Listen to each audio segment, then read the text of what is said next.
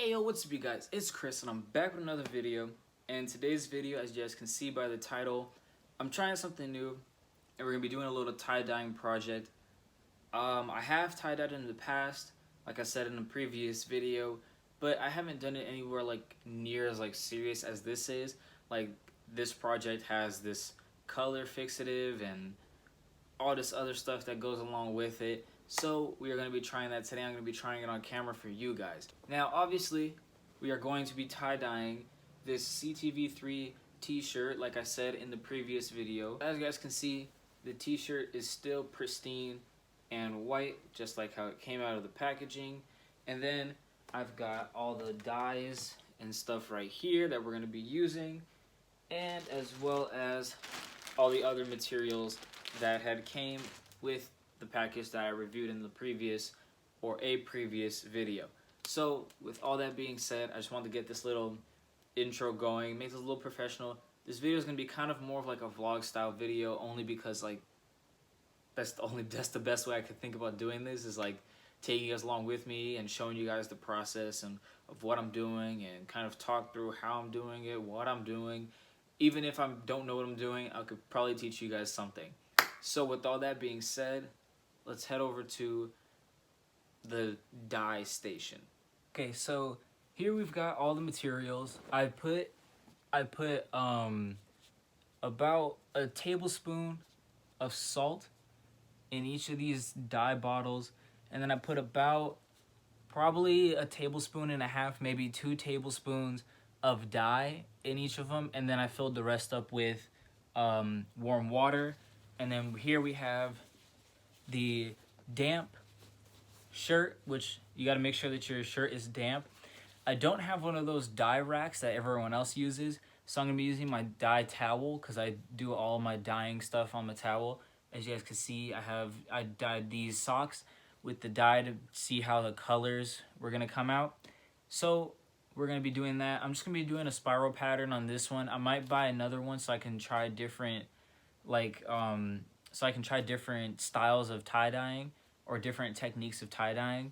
So we're going to do the spiral technique. I'm going to wrap it up with the rubber band. So with all that being said, I'm going to move that, and then we're going to get into this spiral technique. And what I'm going to do is I'm going to kind of back up because this is a big shirt. So what I'm going to do, also have some plastic wrap over there.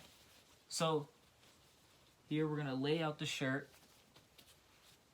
and then what I'm going to do is I want my spiral to start from up here, up in this area. So we're going to take the spiral and just keep spinning it around, and then we're going to kind of wrap it up as it's going around. So here you have your t-shirt ball, and then what you do is you're going to take your rubber bands, and then keeping your ball together, you're going to put the rubber bands on it so that way everything stays together. You want to make sure stuff is evenly spread out, and then just keep putting rubber bands on for how many sections you want to do. Here we have our sections done. I don't know if you guys can be able to see that very well. There you go. There's our sections done. And then we're going to put our towel back out. Put that there. And then pretty much what we're going to do is we're going to start dyeing it. So I'm going to start with the blue, and we're just going to go for it. So what I was taught is you kind of want to saturate the ends of it, and then towards the middle do less, because I guess around the edges the fabric is thicker. So we're just gonna pour some blue, and right now this is what it's looking like. One section is blue, and then I'm gonna put pink next to that, which this pink is gonna create a purple coloration in between where the blue is. So here we've got a purple section. I mean, my bad, a pink section. Then I'm gonna take, I'm gonna do another pink little section here, so we could just get some more pink variation. Then we're gonna do this yellow, which the yellow is going to create some kind of orange color around where the pink and the yellow touch.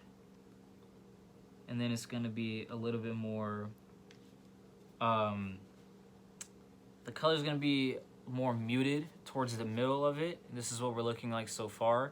And then towards the edges, like I said, you wanna do more around the edges because that's where the bulk of the fabric is.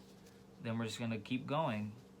So next we have blue, which the blue is gonna create a green with the yellow where they meet. So pretty much you're getting all the colors in this one dye set. So the reason why you want to use warm water and dampen the t-shirt is because what I found out is that while you are doing this, when the stuff is damp, the dye just seeps into it and takes better into the actual material that you're dyeing.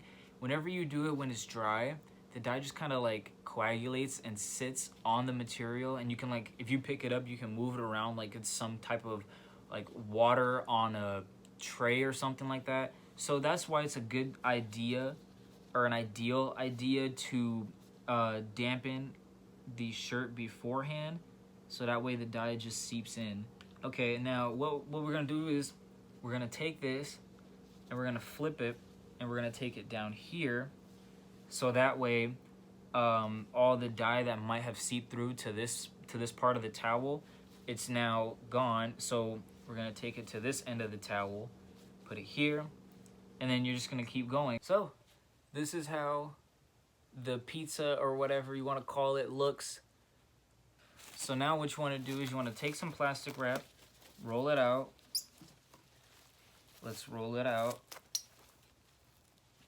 Okay, then you're gonna set your shirt there, and then what you want to do is you want to wrap it up, because like I said, I've done this before, but they said to put this in the microwave for about 2 minutes. So I'm gonna put this in the microwave for about a minute 40 seconds. I don't know, I've never really done this part before, but I'm gonna do that, and then we will get back to what else we need to do. I took it out of the microwave. I did it for a minute and 30, and this thing is hot, so I'm gonna let it sit in here for about, let's say, like 30 minutes, and then we'll open this and rinse it out with cold water, and then I'm gonna put it in the washing machine and let it dry afterwards. But while we're at it, I had some of these socks that I had tie-dyed, and I've never used this Color Stay dye fixative, and so what this is really used for is like keeping the color in whatever you've dyed, as well as like when you wash it, it helps the colors from running off of what you've dyed onto your other clothing. So what they said is you take this and you put it into some warm water. I'm gonna do about that much. I don't know how much that much was, but let's just say that much. And then what they said is you throw, I guess, what you've dyed in here, and then you're gonna like move it around and swoosh it around for about, they say 20 minutes. I'm probably gonna do about 15, maybe 10. And then we're gonna check how that works, and I'll get back to you guys. Okay, so I've been stirring these around in the dye fixative for about 20 minutes. So I'm gonna wring these out, and then I'm gonna get some clean water, and then once the 30 minutes is up for the t-shirt, we're gonna do the same thing again with the t-shirt. Alrighty, so it's been about 30 minutes of being in this plastic wrap. So we're gonna put the dye fixative in the water, and then I'm gonna take off the plastic wrap, put the shirt in here, Then I'm going to take off the rubber bands and we're going to go rinse it out with cold water and then put it in the wash and dry it, and then I'll show you guys what it looks like after all of that. So with all that being said, let's get cracking. So I have the shirt in the fixative concoction with the water, and I'm just gonna like move it around because that's what they said to do. I'm just gonna move it around for about 20 minutes or so, and yeah, like I said, I'm gonna go rinse it out with cold water and then put it in the wash for like 6 minutes or so, dry it, and then I'm gonna show you guys what it looks like during the outro. So I'm gonna get to this, and yeah. Alright, so here's what the shirt looks like straight out of the washing machine. The colors are still bright because it's kind of wet, but we're gonna leave it out here for probably an hour or so and see how it comes out. We got the socks over here, but yeah, so here's what the shirt looks like as of right now, and then I will show you guys in the outro what it looks like once it is dry. Alright, you guys, this is going to be the end of the video, so blam, here is the final product of the tie-dyeing process. Let me know what you guys think about the end product in the comments down below. I definitely had fun making this. It was a pain to film it, parts of it, but it was also fun to film this. And so there you go. This is the final product of my method of what I did and my technique. So if you guys did enjoy this video, leave a like down below, leave a comment down below of anything else you guys want to see on the channel, as well as if I should do another video like this. But also leave a comment down below of your favorite song from the CTV3 album. I'll be commenting back, and we can have a little chat on why this is your favorite song and what's my favorite song and whatnot down in the comments below. Click the description, and there's 2 links. There's one for my Depop where I sell clothing that I do not wear as much anymore, and there's a second link which is my Instagram. Go check out my Instagram because my outfits that I will be putting together with this piece right here will be over there. Go click that link and go follow me over there on Instagram. With all that being said, I hope you guys did enjoy the video, and I will see you guys in the next video. Later.